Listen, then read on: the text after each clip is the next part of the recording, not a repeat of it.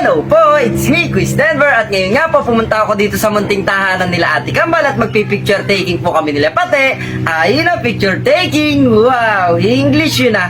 Hihi, andito na po yung mga gamit para sa mga susuotin ni Pate. Magpipicture taking nga po si Pate dahil kailangan po pag nagpagawa ako ng tarpaulin para sa kanyang darating na kaarawan. Kaya agad ko na pong isinama si Pate dito sa pinsan naming Kambal na sila Ate Mariel at Ate Maxine dahil sila ate po yung makakatulong ko sa pagpapatawa kay Pate. Galing yung ay. Very good. Very good. Lagay mo na. Paano ba? Sepak yun, sisepak. Sisepak Sisepak pala pala eh. Marunong magsepak yan eh. Paano din sepak? Ano tayo sepak? Ay, galing. Ayun na nga po, nakabihis na siya kaya magsesepak na. Ay, mali-mali, magpipicture na po pala. Dito daw, dito tingin. One, two, smile!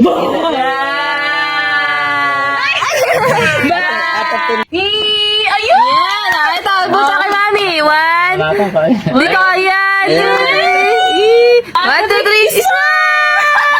Oh, di ba nagmumukha na nga po kami ditong clown para mapangiti si Pate, para pogi. Hindi na nga po sumama si Mama dahil baka pag po nakikita ni Pati si Mama ay hindi na siya bumaba at hindi na din pumayag na magpa-picture. Buti na lang po ngayon, seryoso yung reaksyon niya tapos unti-unting umingiti. One, two, three. Ay, airplane! Airplane! Ay, galing. Ang ganda na ng mga ngiti niya. One, two, three, eat! Silala. One, two, three, go! Eat! Bulaga! Eat! Eat! Bulaga! Nakatingin mo ba? Alam mo sa'yo balagot. Eat! Bulaga.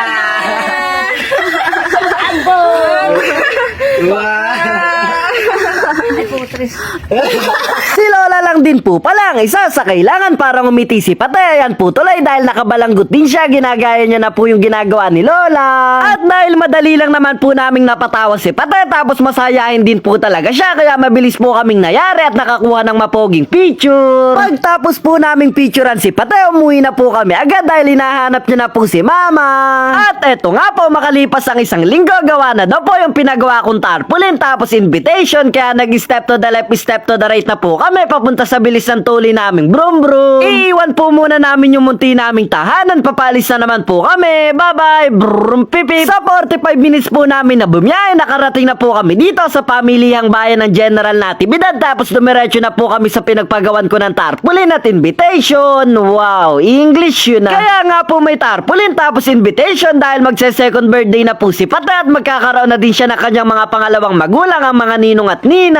Andito na po kami sa Barangay Balya, bayan ng Talavera, sa mga lolo't lola ko sa side po ni Mama. Pagdating po namin, kinuha na po ni Papa yung saging na dala-dala tapos naabutan naman po namin si Dade na nagbubulkanize at si Nanay na nananahi sa loob. Hindi na nga po nakapagpigil yung mga tito ko pagkita po nila sa tarpaulin ni Pate, agad nilang binuksan at nagulat po kaming lahat dahil parang malaki po yung tarpaulin na ginawa kaysa sa pinagawa ko. Pero ayos lang po yan, ang mahalaga ay importante. Ang importante po, mas malaki, mas maganda dahil kitang-kita kaya dapat po pala pinabillboard ko na si Pate. Biro lang po. Ibibigay na nga po namin yung invitation ngayon isang linggo bago po yung birthday ni Pate. Kaya inayos ko na po at inilagay na sa sobre tapos sinulatan ko na po ng mga pangalan ng mga magiging ninong at ninang na pagbibigyan. Dahil ninang nga po yung isa kong tita na taga dito ay siya na po yung una kong bibigyan ng invitation kaso po nasa trabaho pala siya kaya binigay ko na po muna kay Lola. Kaya nga din po pala kami dumiretso na dito dahil kukunin na po namin yung ilang gagamitin sa birthday ni Pate gaya po ng paglulutuan tapos po kurtina. Magteten nga po kami ng maga nakarating dito tapos kumain po at nagayos lang kami ng mga kakailanganin. Ngayon po tuna ng hapon papauwi na kami sa amin pero bago po yan madami pa kaming hihintuan. Dalawang barangay po yung pagitan na nadaanan namin. Ngayon po andito na kami sa una naming hihintuan. Dito po yan kila Papa Bear. Kaso po sa kaswerte ang palad kaalis lang daw po nila sabi nila tita kaya hindi na po namin naabutan. Kaya iniwan na lang po namin yung invitation nila Papa Bear at Ate Wena tapos po yung munting saging at suha na para po sa kanila. Nagpatuloy na po kami sa biyahe at andito na po kami sa Barangay Homestead 2. Dalawang barangay po ulit yung pagitan kung hindi ako nagkakamali. Para kay Booking Aman naman po yung invitation kaso po wala din dahil nasa school pa daw po. Huminto din po kami sa ninang ko katabing barangay po ng pinuntahan namin kaso po sa kaswerte ang palad wala din daw po kaya 3 tahanan na po yung pinuntahan namin kaso po puro wala naman yung sa sinadya namin. Dumaan po muna kami kay ate na nagtitinda ng mga turon na palagi po naming binibilan tuwing pumupunta po kami ng Talavera. Kinain na po namin yung binili habang bumabiyay at nagbabalik na nga po kami sa aming bayan ng General Mamerton Natividad. Oh, di ba wala pong bago, may dadaanan ulit kami at dito po yan sa butika para bumili po ng langis at diaper po ni Pate. Tapos dumaan po kami sa bayan para bumili naman po ng uulamin namin ng hapunan at bumili din po ako kay tatay na suki ko ng paborito kong buko juice at saka kwekwe. Shoutout po sa mga ate na nakakilala sa akin na palagi daw pong nanonood ng mga videos ko. Maraming salamat po, ingat po kayo palagi. At eto na nga po yung huli naming hihintuan. Sinalubong na po kami agad ni Lola tapos po pinapasok sa munti nilang tahanan. Pagpasok po namin natutuwa po yung mga bata dahil nilalaro pa po nila yung malakas kong braso. May muscle yan. Bali dalawang ninang at isang ninong nga po ni Patay yung dinaanan namin na huli. Kakamerienda lang po namin at hindi pa nakakababa yung kinain namin. Pinagmerienda po ulit kami kaya mukhang hindi lang po lobo yung pumuputok, mukhang pati po yung tiyan ko. Isang ninang nga lang po ni Pati yung naabutan namin kaya yung isang ninong at isang ninang po iiwan na lang namin kila Lola yung invitation. Makalipas po yung isang oras namin na nakikipagkwentuhan, uwi na po sana kami pero meron pong mga bata na nandito sa labas na nagbabalibol at magpapapicture daw po sila. Pero bago po kami magpicture, sinubukan ko po munang sipain yung bola na ginagamit nila at naka 564,000 naman po ako.